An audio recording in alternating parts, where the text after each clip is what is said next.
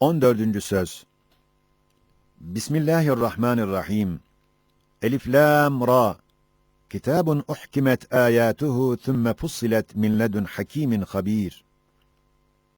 Kur'an-ı Hakîm'in ve Kur'an'ın müfessiri hakikisi olan hadisin bir kısım yüksek ve ulvi hakaykına çıkmak için teslim ve inkiyadı noksan olan kalplere yardım edecek basamaklar hükmünde o hakikatların bir kısım nazirelerine işaret edeceğiz ve hatimesinde bir ders-i ibret ve bir sırrı inayet beyan edilecek. O hakikatlardan haşir ve kıyametin nazireleri 10. sözde bilhassa 9. hakikatında zikredildiği için tekrara lüzum yoktur. Yalnız sair hakikatlardan numune olarak 5 mesele zikrederiz. Birincisi, mesela halakas semavati vel arda fi sitteti eyyam. 6 günde gökleri ve yerleri yarattık demek olan, hem belki 1000 ve 50.000 sene gibi uzun zamandan ibaret olan eyyam-ı Kur'aniye ile insan dünyası ve hayvan alemi 6 günde yaşayacağına işaret eden hakikat-ı ulviyesine kanaat getirmek için birer gün hükmünde olan her bir asırda, her bir senede, her bir günde Fatır-ı Zülcelal'in halk ettiği seyyal alemleri, seyyar kainatları, geçici dünyaları nazar-ı şuhuda gösteriyoruz. Evet, güya insanlar gibi dünyalar dahi birer misafirdir. Her mevsimde Zat-ı Zülcelal'in emriyle alem dolar, boşanır.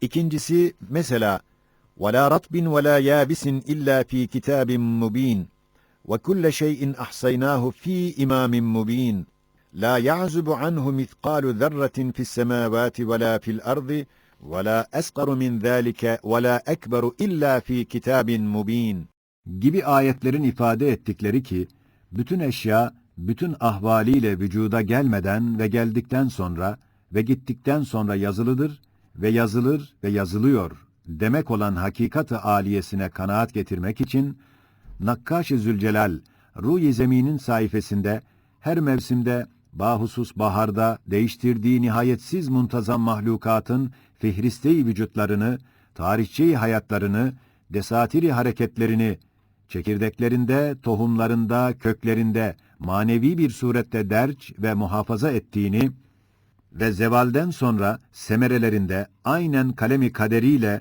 manevi bir tarzda basit tohumcuklarında yazdığını, hatta her geçici baharda yaş kuru ne varsa mahdut zerrecikler ve kemikler hükmünde olan tohumlarda, ölmüş odunlarda kemali intizam ile muhafaza ettiğini nazar-ı şuhuda gösteriyoruz.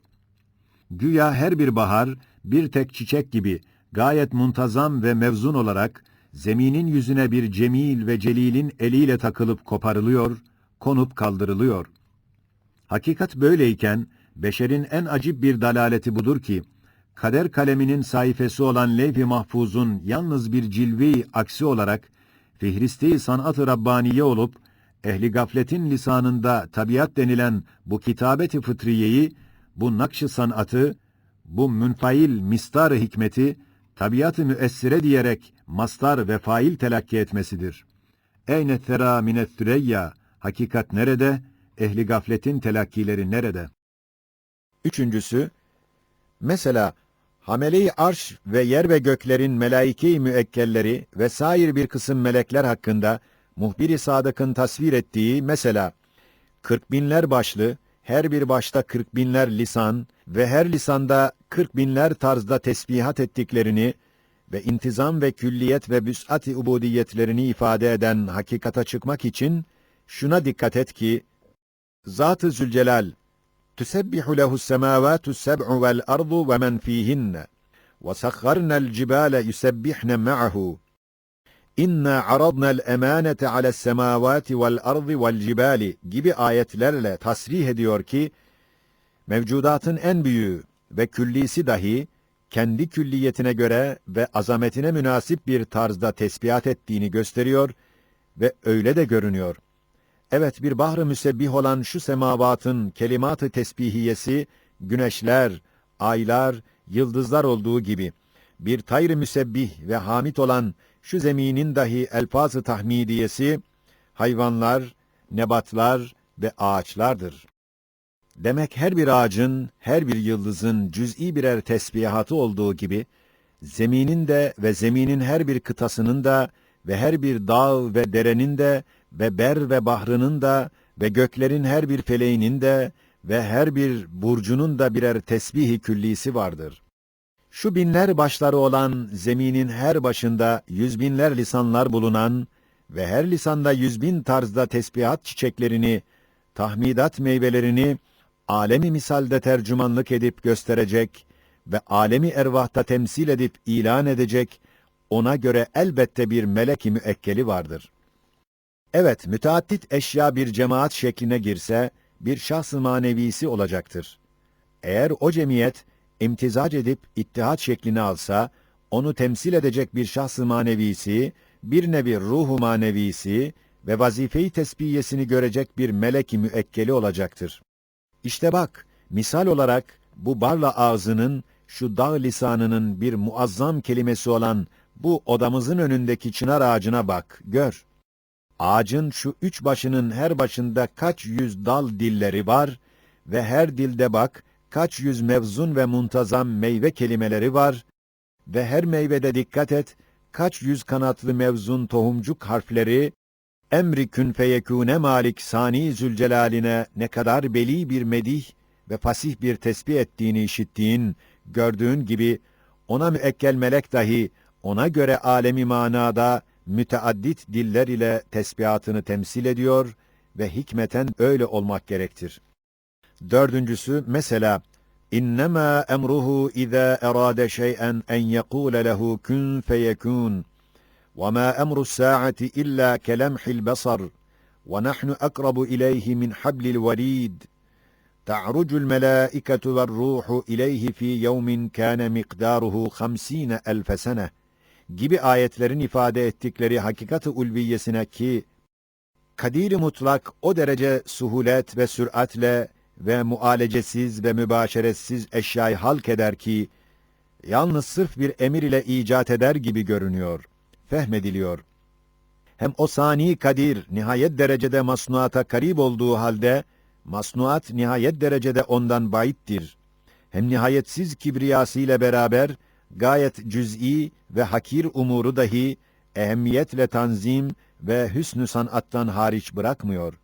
İşte bu hakikat-ı Kur'aniyenin vücuduna, mevcudatta meşhut suhuleti mutlak içinde intizamı ekmel şehadet ettiği gibi, gelecek temsil dahi onun sırrı hikmetini gösterir. Mesela, وَلِلَّهِ الْمَثَلُ الْاَعْلَى Sani Zülcelal'in Esma-i Hüsnasından Nur isminin bir kesif aynesi hükmünde olan güneşin, emri Rabbani ve teshir-i ilahi ile mazhar olduğu vazifeler, şu hakikati fehme takrib eder. Şöyle ki, güneş ulviyetiyle beraber bütün şeffaf ve parlak şeylere nihayet derecede yakın, belki onların zatlarından onlara daha yakın olduğu, cilvesiyle ve timsaliyle ve tasarrufa benzer çok cihetlerle onları müteessir ettiği halde, o şeffaf şeyler ise binler sene ondan uzaktırlar. Onu hiçbir vecihle müteessir edemezler, kurbiyet dava edemezler. Hem o güneş, her şeffaf zerreye, hatta ziyası nereye girmiş ise orada hazır ve nazır gibi olduğu, o zerrenin kabiliyet ve rengine göre, güneşin aksi ve bir nevi timsali görünmesiyle anlaşılır. Hem güneşin azameti nuraniyeti derecesinde ihatası, nüfuzu ziyadeleşir. Nuraniyet azametindendir ki, en küçük ufak şeyler, ondan gizlenip kaçamazlar. Demek azameti kibriyası, cüz'i ve ufak şeyleri, nuraniyet sırrıyla harice atmak değil, bilakis daire-i ihatasına alıyor. Hem güneşi mazhar olduğu cilvelerde ve vazifelerde farz-ı muhal olarak faili muhtar farz etsek, o derece suhulet ve sürat ve vüs'at içinde, zerreden, katreden, deniz yüzünden seyyarata kadar izni ilahiyle öyle işliyor ki, şu tasarrufat-ı azimeyi yalnız bir mahz-ı emir ile yapar, tahayyül edilebilir. Zerre ile seyyare, emrine karşı müsavidirler. Deniz yüzüne verdiği feyzi, zerreye de kabiliyetine göre kemali intizam ile verir. İşte, sema denizinin yüzünde ziyadar bir kabarcık, ve Kadir-i Mutlak'ın Nur isminin cilvesine kesif bir aynecik olan şu güneşin, bilmüşahede şu hakikatin 3 esasının numunelerine mazhar olduğunu görüyoruz. Elbette güneşin nur ve harareti, ilim ve kudretine nispeten toprak gibi kesif hükmünde, nurun nur, munevvirun nur, mukaddirun nur olan Zat-ı Zülcelal, her şeye ilim ve kudretiyle nihayetsiz yakın ve hazır ve nazır ve eşya ondan gayet uzak olduğuna, hem o derece külfetsiz, mualecesiz, suhuletle işleri yapar ki, yalnız mahzı emrin sürat ve suhuletiyle icat eder gibi anlaşıldığına, hem hiçbir şey, cüz'i külli, küçük büyük, daire-i kudretinden harice çıkmadığına ve kibriyası ihata ettiğine, şuhud derecesinde bir yakîn-i imani ile iman ederiz ve iman etmek gerektir. Beşincisi, وَمَا قَدَرُ اللّٰهَ حَقَّ قَدْرِهِ وَالْأَرْضُ جَمِيعًا قَبْضَتُهُ يَوْمَ الْقِيَامَةِ وَالسَّمَاوَاتُ مَطْوِيَّاتٌ بِيَمِينِهِ den tut, ta وَاعْلَمُوا اَنَّ اللّٰهَ يَحُولُ بَيْنَ الْمَرْءِ وَقَلْبِهِ kadar. Hem Allahu haliku kulli şeyin ve huve ala kulli şeyin vekilden tut, ta ya'lemu ma yusirrune ve ma yu'linune kadar. Hem halakas semavati vel ardadan tut, ta halakakum ve ma ta'melune kadar. Hem ma şa'allahu la kuvvete illa billah'dan tut, ta ve ma teşâ'une illa en yeşâ'allaha kadar hududu azameti rububiyeti ve kibriyayı uluhiyeti tutmuş olan ezel ve ebed sultanı, şu aciz ve nihayetsiz zayıf ve nihayetsiz fakir ve nihayetsiz muhtaç ve yalnız cüz'i bir ihtiyar ile icada kabiliyeti olmayan zayıf bir kes bile mücehhez Beni Adem'e karşı şedid şikayatı Kur'aniyesi ve azim tehdidatı ve müthiş vaidleri ne hikmete binaendir ve ne vecihle tevfik edilir, ne suretle münasip düşer demek olan derin ve yüksek hakikata kanaat getirmek için şu gelecek 2 temsile bak. Birinci temsil, mesela şahane bir bağ var ki, nihayetsiz meyvedar ve çiçekdar masnular içinde bulunuyorlar. Ona nezaret etmek için pek çok hademeler tayin edilmiş. Bir hizmetkarın vazifesi dahi, yalnız o bağa yayılacak ve içilecek suyun mecrasındaki deliğin kapağını açmaktır ve şu hizmetkar ise tembellik etti, deliğin kapağını açmadı. O bağın tekemmülüne halel geldi veyahut kurudu. O vakit Halık'ın sanat-ı Rabbaniyesinden ve sultanın nezareti şahanesinden ve ziya ve hava ve toprağın hizmet-i bendeganesinden başka bütün hademelerin o sersemden şekvaya hakları vardır. Zira hizmetlerini akîm bıraktı veya zarar verdi. İkinci temsil, mesela cesim bir sefine-i sultaniyede adi bir adam cüz'i vazifesini terk etmesiyle bütün gemideki vazifedarların netaici hidematına halel getirdiğinden ve bazı da mahvettiğinden bütün o vazifedarlar namına gemi sahibi ondan şiddet şikayet eder. Kusur sahibi ise diyemez ki ben bir adi adamım, ehemmiyetsiz ihmalimden şu şiddete müstehak değildim. Çünkü tek bir adem hadsiz ademleri intac eder. Fakat vücut kendine göre semere verir. Çünkü bir şeyin vücudu bütün şerait ve esbabın vücuduna mütevakkıf olduğu halde o şeyin ademi, intifası tek bir şartın intifası ile ve tek bir cüz'ün ademiyle netice itibariyle münadim olur. Bundandır ki tahrip tamirden pek çok defa eshel olduğu bir düsturu mütearife hükmüne geçmiştir. Madem küfür ve dalalet, tuğyan ve masiyet esasları inkardır ve reddir, terktir ve ademi kabuldür. Suret-i zahiriyede ne kadar müsbet ve vücutlu görünse de hakikatta intifadır, ademdir. Öyleyse cinayet-i sariyedir. Sair mevcudatın netaic amellerine halel verdiği gibi Esma-i İlahiye'nin cilve-i cemallerine perde çeker.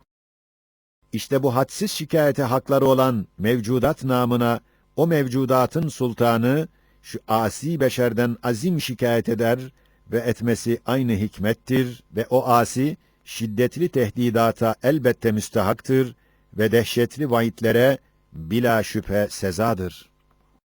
Hatime, Bismillahirrahmanirrahim. وَمَا الْحَيَاةُ الدُّنْيَا اِلَّا مَتَاعُ الْغُرُورِ. Gafil kafaya bir tokmak ve bir dersi ibrettir. Ey gaflete dalıp ve bu hayatı tatlı görüp ve ahireti unutup dünyaya talip bedbaht nefsim.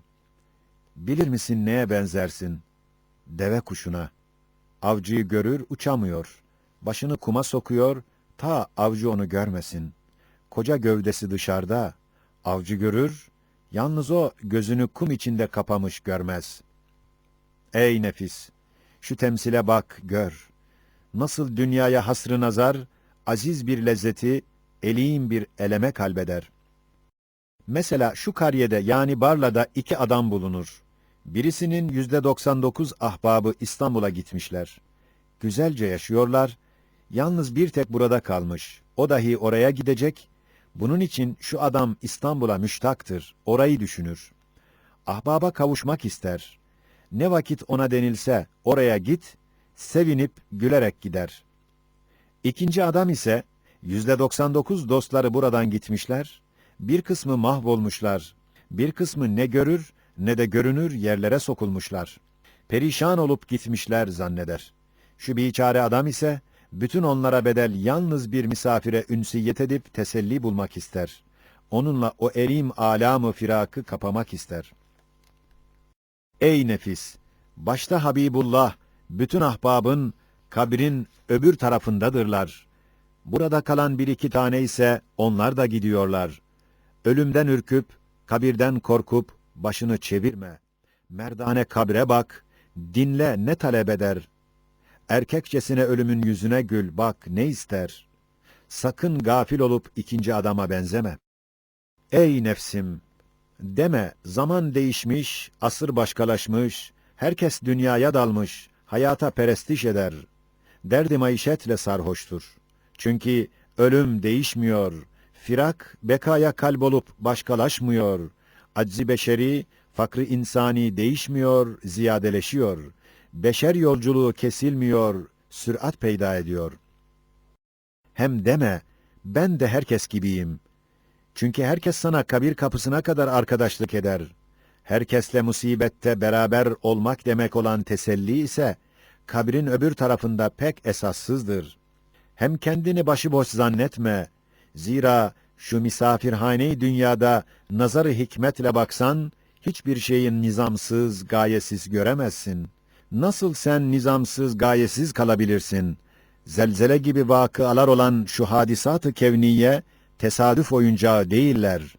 Mesela, zemine nebatat ve hayvanat envaından giydirilen birbiri üstünde, birbiri içinde, gayet muntazam ve gayet münakkaş gömlekler, baştan aşağıya kadar gayelerle, hikmetlerle müzeyyen, mücehhez olduklarını gördüğün ve gayet âli gayeler içinde, kemâl-i intizam ile meczup Mevlevi gibi devredip döndürmesini bildiğin halde, nasıl oluyor ki, küre-i arzın, Beni Adem'den, bahusus ehli imandan beğenmediği bir kısım etvar-ı gafletin, sıklet-i maneviyesinden, omuz silkmeye benzeyen zelzele gibi haşiye, İzmir'in zelzelesi münasebetiyle yazılmıştır. Mevtalut hadisat-ı hayatiyesini, bir mülhidin neşrettiği gibi gayesiz, tesadüfi zannederek, bütün musibetzedelerin elim zayiatını bedelsiz, hebaen mensur gösterip, müthiş bir ye'se atarlar. Hem büyük bir hata, hem büyük bir zulüm ederler. Belki öyle hadiseler, bir Hakim-i Rahim'in emriyle, ehli imanın fani malını sadaka hükmüne çevirip ipka etmektir ve küfran-ı nimetten gelen günahlara keffarettir. Nasıl ki bir gün gelecek, şu musahhar zemin yüzünün zineti olan asar-ı beşeriyeyi, şirkalut, şükürsüz görüp çirkin bulur, Halık'ın emriyle büyük bir zelzele ile bütün yüzünü siler, temizler. Allah'ın emriyle ehli şirki cehenneme döker, ehli şükre haydi cennete buyurun der. 14. sözün zeyli. Bismillahirrahmanirrahim. İzâ zülziletil ardu zilzâleha ve ahracetil ardu ethqâleha ve qâlel insânu mâ leha yevmeydin tuhaddisu akhbâraha بِأَنَّ رَبَّكَ اَوْحَى لَهَا İlâ âhir. Şu sure katiyen ifade ediyor ki, küre-i arz hareket ve zelzelesinde vahiy ve ilhama mazhar olarak emir tahtında depreniyor, bazen de titriyor. Manevi ve ehemmiyetli bir canipten, şimdiki zelzele münasebetiyle 6-7 cüz'i suale karşı, yine manevi ihtar yardımıyla cevapları kalbe geldi, tafsilen yazmak kaç defa niyet ettimse de izin verilmedi. Yalnız icmalen kısacık yazılacak. Birinci sual. Bu büyük zelzelenin maddi musibetinden daha elim, manevi bir musibeti olarak, şu zelzelenin devamından gelen korku ve meyusiyet, ekser halkın ekser memlekette gece istirahatını selbederek, dehşetli bir azap vermesi nedendir? Yine manevi cevap. Şöyle denildi ki, Ramazan-ı Şerif'in teravih vaktinde, kemali neş'e ve sürur ile sarhoşçasına gayet heveskerane şarkıları ve bazen kızların sesleriyle, radyo ağzıyla bu mübarek merkezi İslamiyet'in her köşesinde cazibedarane işittirilmesi, bu korku azabını netice verdi. İkinci sual. Niçin gavurların memleketlerinde bu semavi tokat başlarına gelmiyor, bu biçare Müslümanlara iniyor? El cevap, büyük hatalar ve cinayetler, tehir ile büyük merkezlerde ve küçücük cinayetler, tacil ile küçük merkezlerde verildiği gibi, mühim bir hikmete binaen, ehli küfrün cinayetlerinin kısmı azamı, mahkeme-i kübra-i haşre tehir edilerek, ehli imanın hataları, kısmen bu dünyada cezası verilir. Haşiye, hem Rus gibi olanlar, mensuh ve tahrif edilmiş bir dini terk etmekle, hak ve ebedi ve kabili nesh olmayan bir dine ihanet etmek derecesinde gayretullah'a dokunmadığından, zemin şimdilik onları bırakıp bunlara hiddet ediyor. Üçüncü sual. Bazı eşhasın hatasından gelen bu musibet, bir derece memlekette umumi şekle girmesinin sebebi nedir? El cevap, umumi musibet, ekseriyetin hatasından ileri gelmesi cihetiyle, ekser nasın o zalim eşhasın harekatına fiilen veya iltizamen veya iltihaken taraftar olmasıyla manen iştirak eder, musibeti âmmeye sebebiyet verir. Dördüncü sual. Madem bu zelzele musibeti, hataların neticesi ve keffaret-ü zünüptür, masumların ve hatasızların o musibet içinde yanması nedendir, adaletullah nasıl müsaade eder? Yine manevi canipten el cevap. Bu mesele sırrı kadere taalluk ettiği için, Risale-i Kader'e havale edip, yalnız burada bu kadar denildi. وَاتَّقُوا فِتْنَةً لَا تُصِيبَنَّ الَّذ۪ينَ ظَلَمُوا مِنْكُمْ خَاصَّةً. Yani, bir bela, bir musibetten çekininiz ki, geldiği vakit yalnız zalimlere mahsus kalmayıp, masumları da yakar. Şu ayetin sırrı şudur ki, bu dünya bir meydanı tecrübe ve imtihandır ve dar-ı teklif ve mücahededir.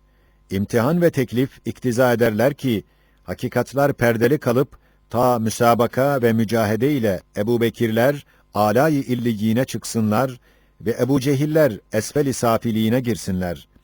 Eğer masumlar böyle musibetlerde sağlam kalsaydılar, Ebu Cehiller aynen Ebubekirler gibi teslim olup, mücahede ile manevi terakki kapısı kapanacaktı ve sırrı teklif bozulacaktı.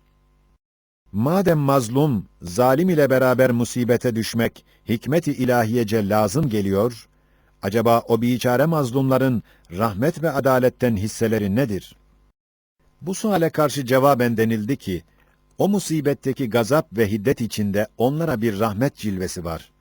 Çünkü o masumların fani malları, onların hakkında sadaka olup, baki bir mal hükmüne geçtiği gibi, fani hayatları dahi bir baki hayatı kazandıracak derecede bir nevi şehadet hükmünde olarak, nispeten az ve muvakkat bir meşekkat ve azaptan, büyük ve daimi bir kazancı kazandıran bu zelzele, onlar hakkında aynı gazap içinde bir rahmettir.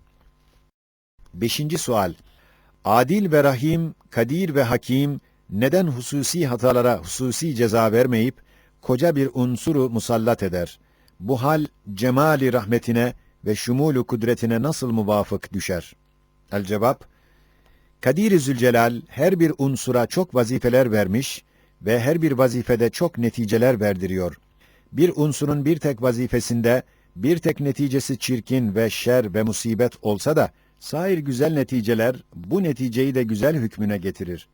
Eğer bu tek çirkin netice vücuda gelmemek için, insana karşı hiddete gelmiş o unsur, o vazifeden men edilse, o vakit o güzel neticeler adedince hayırlar terk edilir ve lüzumlu bir hayrı yapmamak, şer olması haysiyetiyle o hayırlar adedince şerler yapılır.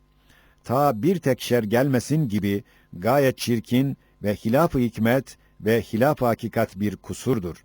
Kudret ve hikmet ve hakikat kusurdan münezzehtirler. Madem bir kısım hatalar, unsurları ve arzı hiddete getirecek derecede bir şumullü isyandır ve çok mahlukatın hukukuna bir tahkirli tecavüzdür, elbette o cinayetin fevkalade çirkinliğini göstermek için, koca bir unsura, külli vazifesi içinde onları terbiye et diye emir verilmesi, aynı hikmettir ve adalettir ve mazlumlara aynı rahmettir. 6. sual, zelzele, küre-i arzın içinde inkılabat-ı madeniyenin neticesi olduğunu ehli gaflet işaa edip, adeta tesadüfi ve tabii ve maksatsız bir hadise nazarıyla bakarlar. Bu hadisenin manevi esbabını ve neticelerini görmüyorlar. Ta ki intibaha gelsinler. Bunların istinat ettiği maddenin bir hakikati var mıdır? El cevap, dalaletten başka hiçbir hakikati yoktur. Çünkü her sene 50 milyondan ziyade münakkaş, muntazam gömlekleri giyen ve değiştiren küre-i arzın üstünde binler envaın bir tek nevi olan, mesela sinek taifesinden hadsiz efradından bir tek ferdin, yüzer azasından bir tek uzvu olan, kanadının kast ve irade ve meşiyet ve hikmet cilvesine mazhariyeti ve ona lakayt kalmaması ve başıboş bırakmaması gösteriyor ki, değil hadsiz zişurun beşiği ve anası ve merciği ve hamisi olan koca küre-i arzın ehemmiyetli ef'al ve ahvali, belki hiçbir şeyi, cüz'i olsun, külli olsun, irade ve ihtiyar ve kast-ı ilahi haricinde olmaz. Fakat, kadir-i mutlak, hikmetinin muktezasıyla zahir esbabı tasarrufatına perde ediyor. Zelzeleyi irade ettiği vakit, bazen de bir madeni harekete emredip, ateşlendiriyor. Haydi, madeni inkılabat dahi olsa, yine emir ve hikmeti ilahiyle olur, başka olamaz. Mesela, bir adam bir tüfek ile birisini vurdu. Vuran adama hiç bakılmasa, yalnız fişekteki barutun ateş alması noktasına hasrı nazar edip, biçare maktulün büsbütün hukukunu zayi etmek, ne derece belahet ve divaneliktir. Aynen öyle de, Kadir-i Zülcelal'in musahhar bir memuru, belki bir gemisi, bir tayyaresi olan küre-i arzın içinde bulunan ve hikmet ve irade ile iddihar edilen bir bombayı, ehli gaflet ve tuğyanı uyandırmak için ateşlendir diye olan emri Rabbani'yi unutmak ve tabiata sapmak, hamakatın en eşneğidir. 6. sualin tetimmesi ve haşiyesi. Ehli dalalet ve ilhat, mesleklerini muhafaza ve ehli imanın intibahlarına mukabele ve mümanaat etmek için, o derece garip bir temerrüt ve acip bir hamakat gösteriyorlar ki, insanı insaniyetten pişman eder. Mesela, bu ahirde beşerin bir derece umumiyet şeklini alan zulümlü, zulümatlı isyanından, kainat ve anasır-ı külliye kızdıklarından ve Halik-i arz ve semavat dahi değil hususi bir rububiyet, belki bütün kainatın, bütün alemlerin Rabbi ve hakimi haysiyetiyle, külli ve geniş bir tecelliyle, kainatın heyeti mecmuasında ve rububiyetin daire-i külliyesinde nev-i insanı uyandırmak ve dehşetli tuğyanından vazgeçirmek ve tanımak istemedikleri kainat sultanını tanıttırmak için emsalsiz, kesilmeyen bir su, hava ve elektrikten zelzeleyi, fırtınayı ve harbi umumi gibi umumi ve dehşetli afatı nev-i insanın yüzüne çarparak onunla hikmetini, kudretini, adaletini, kayyumiyetini, iradesini ve hakimiyetini pek zahir bir surette gösterdiği halde, insan suretinde bir kısım ahmak şeytanlar ise o külli işaret-ı Rabbaniye'ye ve terbiye-i ilahiyeye karşı eblehane bir temerrüt ile mukabele edip diyorlar ki, tabiattır, bir madenin patlamasıdır, tesadüfidir, güneşin harareti elektrikle çarpmasıdır ki, Amerika'da 5 saat bütün makinaları durdurmuş ve Kastamonu vilayeti cevvinde ve havasında semayı kızartmış, yangın suretini vermiş diye manasız hezeyanlar ediyorlar. Dalaletten gelen hadsiz bir cehalet ve zındıkadan neşet eden çirkin bir temerrüt sebebiyle bilmiyorlar ki, esbab yalnız birer bahanedirler, birer perdedirler. Dağ gibi bir çam ağacının cihazatını dokumak ve yetiştirmek için bir köy kadar 100 fabrika ve tezgah yerine küçücük çekirdeği gösterir. İşte bu ağaç bundan çıkmış diye Sani'nin o çamdaki gösterdiği 1000 mucizatı inkar eder misillü, bazı zahiri sebepleri irae eder, Halık'ın ihtiyar ve hikmet ile işlenen pek büyük bir fiil-i rububiyetini hiçe indirir. Bazen gayet derin ve bilinmez ve çok ehemmiyetli, 1000 cihette de hikmeti olan bir hakikata fenni bir nam takar, güya o nam ile mahiyeti anlaşıldı, adileşti, hikmetsiz, manasız kaldı. İşte gel, belahet ve hamakatın nihayetsiz derecelerine bak ki, 100 sayfa ile tarif edilse ve hikmetleri beyan edilse ancak tamamiyle bilinecek derin ve geniş bir hakikat-ı meçhuleye bir nam takar, malum bir şey gibi bu budur der. Mesela güneşin bir maddesi elektrikle çarpmasıdır. Hem birer irade-i külliye ve birer ihtiyar-ı âm ve birer hakimiyet-i nev'iyenin ünvanları bulunan ve adetullah namıyla yad edilen fıtri kanunların birisine hususi ve kasti bir hadise-i rububiyeti irca eder, o irca ile onun nispetini irade-i ihtiyariyeden keser, sonra tutar tesadüfe, tabiata havale eder. Ebu Cehil'den ziyade muzaaf bir eçeliyet gösterir. Bir neferin veya bir taburun zaferli harbini, bir nizam ve kanunu askeriyeye isnat edip, kumandanından, padişahından, hükümetinden ve kasti harekattan alakasını keser misillü, asi bir divane olur. Hem meyvedar bir ağacın bir çekirdekten icadı gibi, bir tırnak kadar bir odun parçasından çok mucizatlı bir usta, 100 okka muhtelif taamları, 100 arşın muhtelif kumaşları yapsa, bir adam o odun parçasını gösterip dese, bu işler tabii ve tesadüfi olarak bundan olmuş. O ustanın harika sanatlarını, hünerlerini hiçe indirse, ne derece bir hamakattır. Aynen öyle de. 7. sual, bu hadisi arziye, bu memleketin ahali-i İslamiyesine bakması ve onları hedef etmesi ne ile anlaşılıyor ve neden Erzincan ve İzmir taraflarına daha ziyade ilişiyor? El-cevap, bu hadise hem şiddetli kışta, hem karanlıklı gecede, hem dehşetli soğukta, hem Ramazan'ın hürmetini tutmayan bu memlekete mahsus olması, hem tahribatından intibaha gelmediklerinden, hafifçe gafilleri uyandırmak için o zelzelenin devam etmesi gibi çok emarelerin delaletiyle bu hadise ehli imanı hedef edip, onlara bakıp namaza ve niyaza uyandırmak için sarsıyor ve kendisi de titriyor. Biçare Erzincan gibi yerlerde daha ziyade sarsmasının 2 veçi var.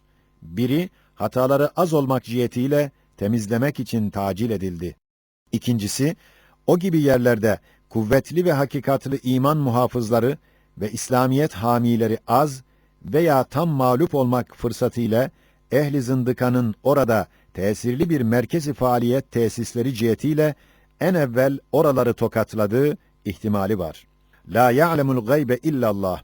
Subhaneke la ilme lena illa ma allamtena inneke entel alimul hakim.